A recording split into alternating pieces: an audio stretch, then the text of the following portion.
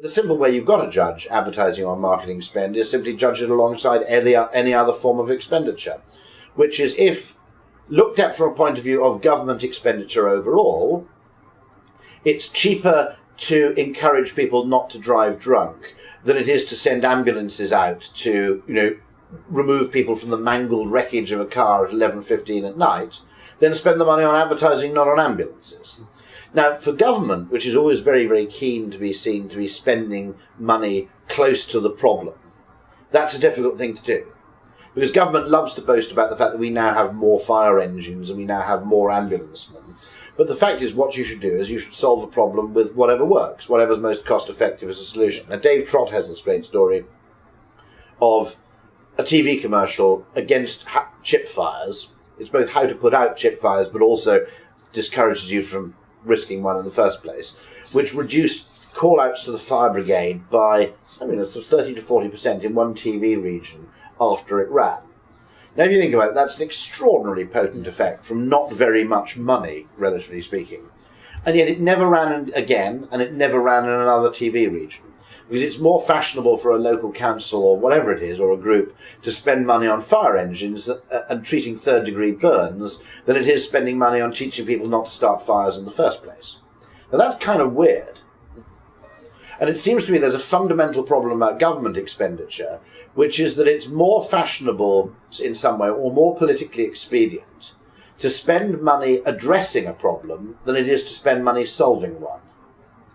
Now, one thing that bothers me a bit is, if you look at it, the British government as a whole spends 110 billion a year on the National Health Service, but it spends less than $1 billion a year on medical research.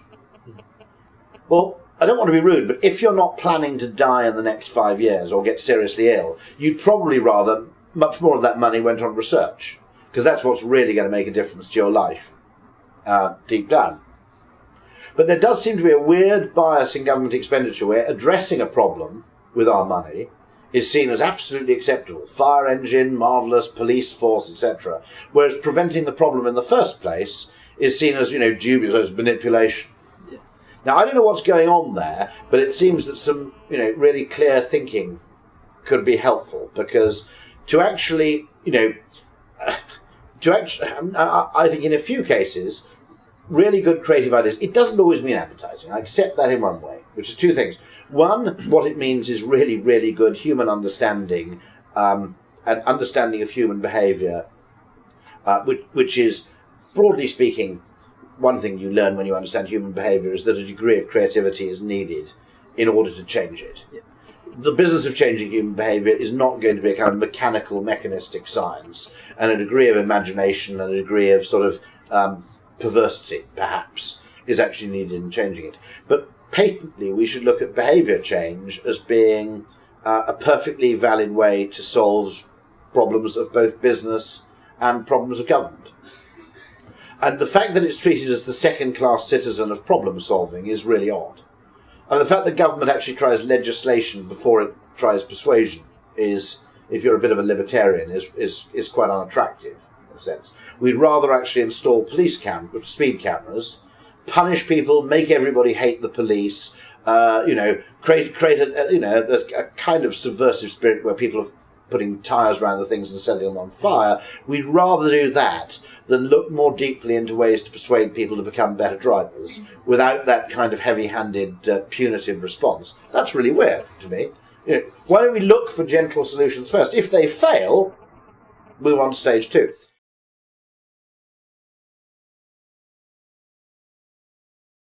Creative people are sometimes obsessed with being cool. They're obsessed with fashion. They're obsessed with things which actually are quite niche. One of the things that's very interesting is, if you never forget, there are 1 million people who belong to the Caravan Club. There are 2 million people who belong to the National Trust. There are 1 million people who belong to the Royal Society for the Protection of Birds. Okay? For every cool person in Hoxton or Shoreditch, there are about 100 people, either through age or through geographical location, aren't really that interested in being cool. And one of the things the creative industry, I think, has done is it's become almost more, agencies at some point about 20 years ago or 15 years ago became more interested in being fashionable and cool than in being influential.